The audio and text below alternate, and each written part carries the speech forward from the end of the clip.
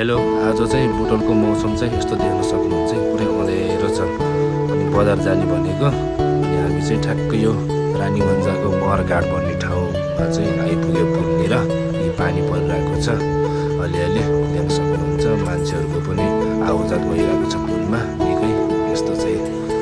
अनि यहाँबाट अगाडि गएपछि चाहिँ रानीगञ्ज चोक आउँछ है, बजार रानीगञ्जको देख्न सक्नुहुन्छ हजुरहरूले।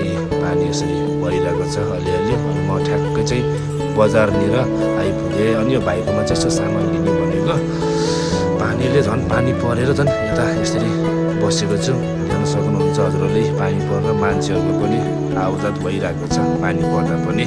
तपाईँहरू आउनुपर्छ कि नै रानीगञ्जको बजार। अनि त्यहाँबाट चाहिँ म यता भाइबाट निस्केर चाहिँ फेरि जेरी खानु मन लाग्यो भने जेरीवाला दाइ थिम भएको ठाउँमा आइपुगेँ फेरि। देख्न सक्नुहुन्छ हजुरहरूले, आज पानी परेर यस्तो छ आजको अवस्था। अनि फेरि यहाँबाट चाहिँ म काँक्रा गाजर लिने भनेर फेरि यो यहाँनिर चाहिँ आइपुगेँ म है। देख्न सक्नुहुन्छ हजुरले पनि। अनि त्यहाँबाट चाहिँ पानी बेसरी परिरहेको छ। फेरि म फर्केर चाहिँ फेरि त्यो जेरी भएको ठाउँमा आइपुगेँ उत्तिनलाई। बेसरी पानी ठुलो परेर चाहिँ अनि यसरी म चाहिँ यहीँ बसेँ।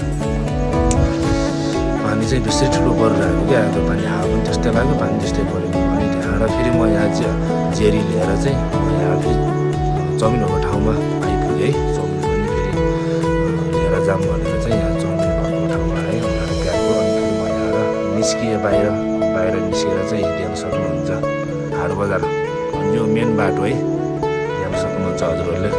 आजको मौसम चाहिँ यस्तो छ। यो चाहिँ पानी बिदा भएपछिको मौसम है, देख्न सक्नुहुन्छ हजुरले। यस्तो छ आजै पानी परेर बुटोलमा। अनि हाट बजारमा नि मान्छेको चाहिँ त्यस्तै भिड छ। अनि म त्यहाँबाट फेरि घर आइपुगेँ।